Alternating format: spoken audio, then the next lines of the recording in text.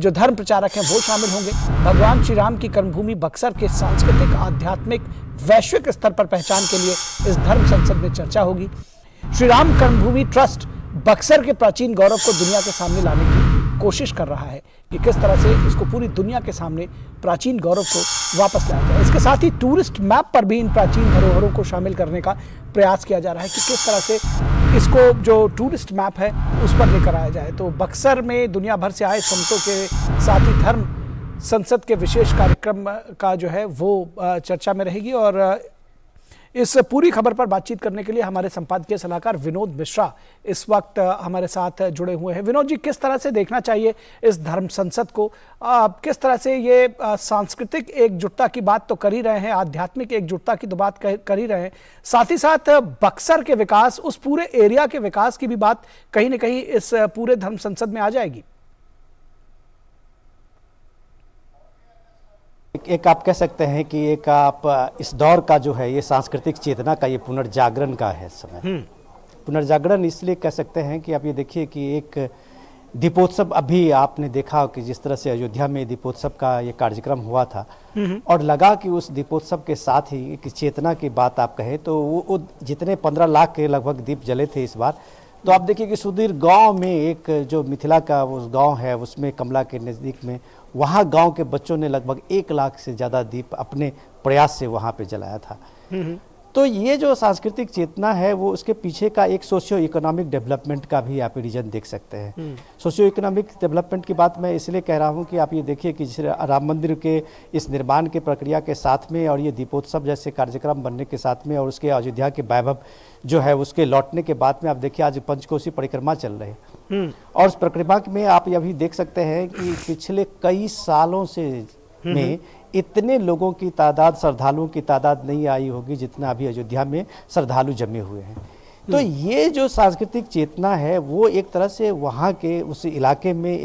एक आप कह सकते हैं कि वो एक सोशियो इकोनॉमिक डेवलपमेंट में एक रोजगार का भी एक अवसर लाता है, वो वहाँ के समृद्धि में भी एक नया एक आयाम जोड़ता है। तो ये बक्सर की बात जब मैं आज कहता हूँ कि आज वहाँ जो धर्म समागम हो रहा है 8 तारीख से 15 तारीख का ये संसद चलना है और वहाँ पे जो इस तरह के कार्यक्रम हो रहे हैं वो उसी के करीब में एक कड़ी है। उस करीब में है कि सांस्कृतिक मंत्रालय का जो आप पहले देखें कि 2 साल पहले जो श्री राम सर्किट का जो एक प्रस्ताव आया था और उसके बाद उस पर काम भी शुरू हुआ था, तो उस सर्किट में पहला पड़ाव जो मिथिला से जाने का है वो बक्सर का आता है। और वो बक्सर जो है वो कहा जाता है कि वो विश्वामित्र का वो एक पूरा सेंटर रहा था जहाँ पे पहली बार जो है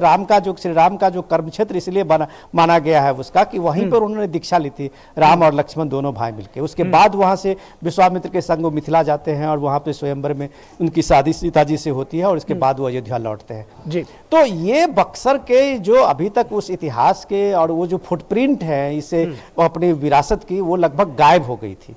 अब इन तरह की इस चेतना से अब जो कहते हैं सांस्कृतिक राष्ट्रवाद की बात कहते हैं तो उसमें देखिए कि उसके साथ जन सरोकार का किस तरह से एक जुड़ा हुआ है। आज जब वहाँ धर्म संसद है की बात हो रही है, उस चर्चा में संघ प्रमुख मोहन भागवत वहाँ पे उद्घाटन कर रहे हैं, तो आप वो देखिए पूरे देश विदेश के कई नामी जो वहाँ संत हैं, विचारक हैं, वो सारे लोग यहाँ इकट्ठा हुए हैं। वो सारे लोग इस तरह से एक प्रस्ताव ला रहे हैं। प्रस्ताव का मकसद ये है कि जो आपकी विरासत है उस विरासत को कैसे पूरा पहचान मिले, उस विरासत के सांस्कृतिक धरोहर को आपको कैसे नई पीढ़ी से उसका सरोकार बढ़े और सरोकार के साथ साथ उन विरासत को कैसे आप एक जो कह सकते हैं टूरिस्ट मैप पे लाने के लिए एक शानदार ये पहल है। आज बक्सर में इस एक सप्ताह के एक 10 दिन के प्रोग्राम से श्री राम कर्मभूमि ट्रस्ट बना और ट्रस्ट के साथ में वहाँ के जितने भी प्राचीन धरोहर हैं जो वो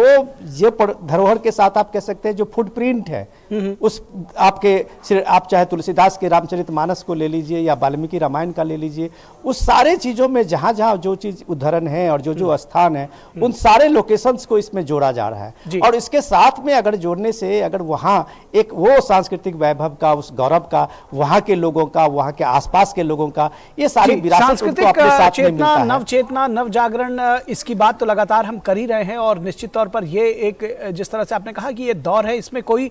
शक शुबा नहीं है, लेकिन इसके साथ साथ डेवलपमेंट भी जुड़ जाता है जब आप उसको टूरिस्ट मैप पर लाने की बात करते हैं। बहुत संक्षेप में जब आप चाहेंगे किस तरह से जो पूरे और जो उस एरिया का डेवलपमेंट है वो भी इसकी वजह से हो सकेगा? देखिए आपको ये डेटा अगर मैं दूं तो आपको सुन के आश्चर्य लगेगा कि बिहार आने वाले में विदेशी जितने टूरिस्ट हैं उसमें सबसे ज़्यादा बिहार में विदेशी टूरिस्ट आते हैं। तो ये आपको लग रहा होगा ऐसा क्यों होता है, तो ऐसा ये है कि सिर्फ एक बिहार के जो सारनाथ से लेके और गया जी तक, बोध गया का, वो जितने बौद्ध से जुड़े हुए धार्मिक सेंटर हैं, धार्मिक मंदिर हैं, धार्मिक स्थान हैं, उनमें ही देश विदेश के ज़्यादा से ज़्यादा टूरिस्ट आते हैं। तो बिहार के आप इकोनॉमी देखिए कि उसमें एक बहुत बड़ा कंट्रीब्यूशन है। बिहार में अभी रेवेन्यू का बहुत कुछ मॉडल नहीं है।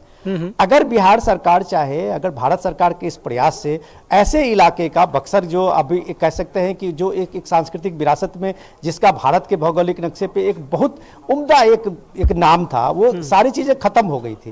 अब वहां अगर इस तरह से श्री राम कर्मभूमि ट्रस्ट के माध्यम से अगर मान लीजिए उनकी विरासत बनती है, वो सारी सांस्कृतिक परंपरा और सांस्कृतिक विरासत को पहचान मिलती है, तो ऑब्वियसली जो टूरिस्ट वहां इन्फ्लक्स हो रहा है, आप बोध गया के या सारनाथ में और दूसरी जगह पे आप देखते हैं कि वहां विदेशी टूरिस्ट और विदेशी सैलानियों की भीड़ आती है, वो सारे तीर्थ के होते हैं लोग, लेकिन वही टूरिस्ट में कन्वर्ट होते हैं। तो कल हो सकता है कि बक्सर का की जो ये भूमि है, अगर यहाँ पे श्री राम कर्म भूमि के ट्रस्ट के नाम से अगर ये डेवलप होता है, तो बिहार का एक ये इलाका भी जो बहुत ही पिछड़ा इलाका है, उस इलाके में एक डेवलपमेंट शुरू होगा। और सोशियो इकोनॉमिक डेवलपमेंट में आप देखें तो वहां पे लोगों को रोजगार मिलेगा, लोगों की आवाजाही होगी, तो जाहिर सी बात है कि कई लोग इसके साथ में जुड़ेंगे। जी, कई लोग इसके साथ में जुड़ेंगे तो सभी के लिए विन विन सिचुएशन होगी। बहुत शुक्रिया इस तमाम बातचीत और जानकारी के लिए विनोद मिश्रा जी। Thank you. तो निश्चित तौर पर जो ये सांस्कृतिक नवचेतना की बात हो रही है, सांस्कृतिक जागरण की बात हो रही है, उसके साथ साथ जो डेवलपमेंट का एजेंडा है वो भी उसके साथ जुड़ा हुआ है, वो उसके साथ साथ चल रहा है।